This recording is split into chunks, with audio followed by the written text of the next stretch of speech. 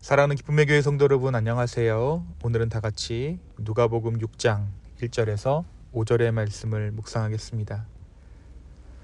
안식일에 예수께서 밀밭 사이로 지나가실새 제자들이 이삭을 잘라 손으로 비비어 먹으니 어떤 바리새인들이 말하되 어찌하여 안식일에 하지 못할 일을 하느냐. 예수께서 대답하여 이르시되 다윗이 자기와 그 함께한 자들이 시장할 때 한 일을 잊지 못하였느냐. 그가 하나님의 전에 들어가서 제사장 외에는 먹지 못하는 진설병을 집어먹고 함께한 자들에게도 주지 아니하였느냐. 또 이르시되 인자는 안식일의 주인이라 하시더라. 우리가 어제의 말씀을 통해 우리는 제자를 부르시는 예수님에 대해 함께 나누었습니다. 예수님께서는 고기를 잡던 어부인 베드로에게 기적을 베푸시고 그를 제자로 부르셨습니다. 또한 그곳에 함께했던 어부들을 예수님의 제자로 불러주셨죠. 또한 5장 후반부에서는 나병 환자와 중풍병자를 치유하시고 세리였던 레위를 제자로 삼으셨습니다. 혼자서 단독으로 구원의 역사를 진행해 나가신 것이 아니라 제자들과 함께 동역하는 것을 예수님께서는 기꺼이 허락하셨던 것이죠. 제자들을 부르신 예수님은 이스라엘 회중에게 금식과 안식일에 대해 가르치기 시작하십니다. 오늘 본문은 이 안식일에 대한 예수님의 가르침이 담겨져 있습니다. 예수님께서 제자들을 부르신 이후 제자들이 밀밭 사이로 지나가며 이삭을 잘라 손으로 비벼 먹게 됩니다. 그런데 이때가 하필이면 율법이 규정하는 안식일 때였습니다. 제자들이 이삭을 잘라 손으로 비벼 먹는 것을 본 이 바리새인들은 예수님의 제자들이 안식일에 해서는 안 되는 일을 한다라고 비난했죠. 바리새인들이 문제 삼는 것은 추수하는 행위였습니다. 그들은 율법에 따라 안식일에는 일하는 것을 금지했고 이삭을 따서 비비는 것을 추수로 간주했기 때문입니다. 안식일에 추수를 하는 행위는 율법으로는 사형에 해당하는 중대한 위반이었습니다. 그러나 어떻습니까? 실제로 제자들은 예수님을 따라다니다가 배가 고파서 단순히 끼니를 해결하려 했을 뿐이었습니다. 이에 예수님께서는 바리새인들에게 다윗의 예를 들어 응답해 주십니다. 다윗이 사울을 피해 도망할 때 제사장 외에는 먹을 수 없는 성전의 진설병을 먹었던 사건, 사무엘상 21장에 기록되어져 있는 이 사건을 언급하셨던 것이죠. 이때의 다윗은 율법으로는 먹을 수 없게 된 규정된 것을 먹음으로 생명을 유지할 수 있었고 결국에는 이 사울과의 대결에서 승리해서 왕위에 오르게 됐습니다.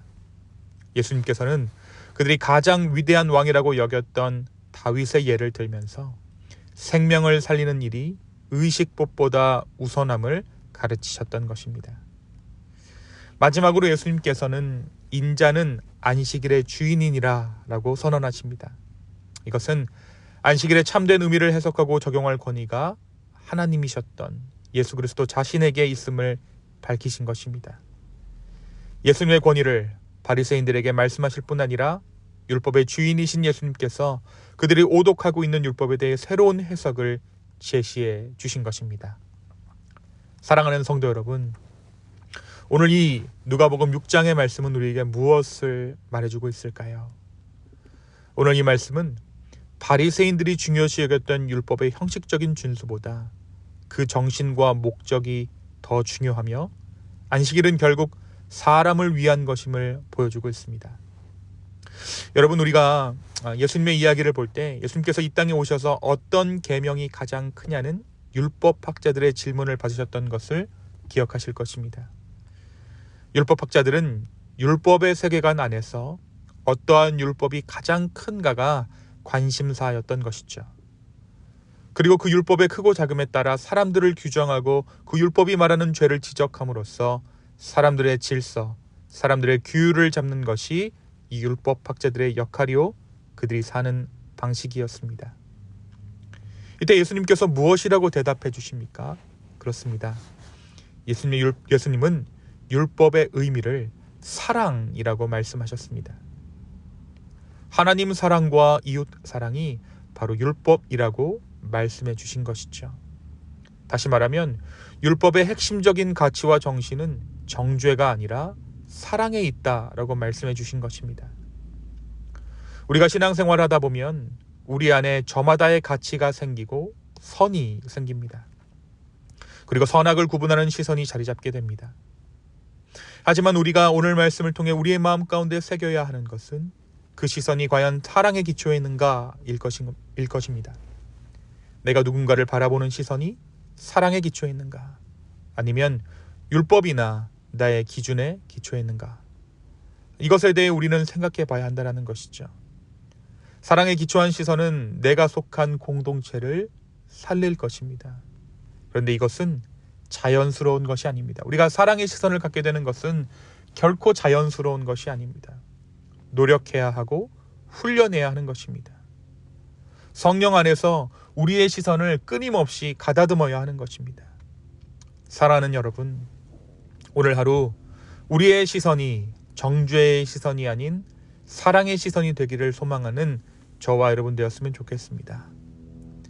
정죄의 시선을 거두어 가시고 주님 나에게 사랑의 시선을 주십시오 라고 기도하는 저와 여러분 되기를, 그리하여서 이 땅 가운데 하나님 나라를 이루어 나가는 저와 여러분 되기를 예수님의 이름으로 축원합니다.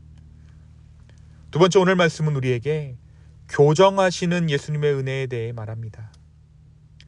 예수님은 바리새인들이 잘못 받아들이고 있었던 안식일에 대한 규정을 바로잡아 주셨습니다.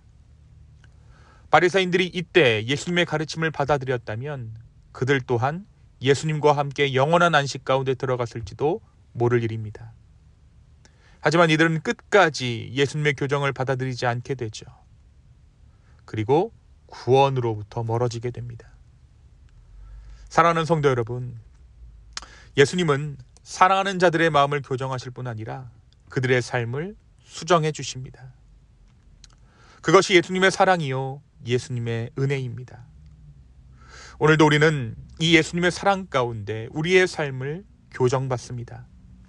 당연히 우리의 본성은 그것들을 거부하기도 하고 그것들에 대해서 자존심이 상하기도 하지만 결국 그 교정하심, 예수님의 그 사랑을 받아들였을 때 우리는 한 발짝 더 예수 그리스도의 복음 가운데 가까이 다가서게 되는 것입니다. 사랑하는 성도 여러분, 오늘 이 하루 우리의 삶을 교정하시고 우리의 마음을 수정하시는 예수님을 기대할 수 있는 저와 여러분 되기를 소망합니다. 그리고 그분의 이 교정하심이 사랑임을 깨닫는 저와 여러분 되기를, 나의 영혼의 유익이 됨을 기꺼이 인정할 수 있는 우리 모두 되기를 예수님의 이름으로 축원합니다. 이 시간 함께 기도하시겠습니다. 주님, 오늘 이 하루 우리의 시선이 어떠한 시선인지 점검하는 하루 되게 하여 주십시오. 정죄의 시선인지 아니면 사랑의 시선인지를 알게 하여 주시고, 혹여나 우리의 마음 가운데 정죄의 시선이 있다면 그 시선을 정죄의 시선이 아니라 사랑의 시선으로 바꾸는 용기와 힘을 허락하여 주시옵소서. 주님 또한 끊임없이 우리의 마음을 교정하시며 우리의 삶의 방향을 수정하시는 그 예수님의 마음을 깨달아 알 수 있는 우리 모두 되게 하여 주시옵소서. 기꺼이 주님의 사랑을 받아들일 수 있도록 인도하여 주시고 그 받아들임을 통해 하나님 나라에 더욱더 합당한 삶을 살아가는 우리 모두 되게 하여 주시옵소서. 감사합니다. 이 모든 말씀 예수님의 이름으로 기도하였습니다. 아멘.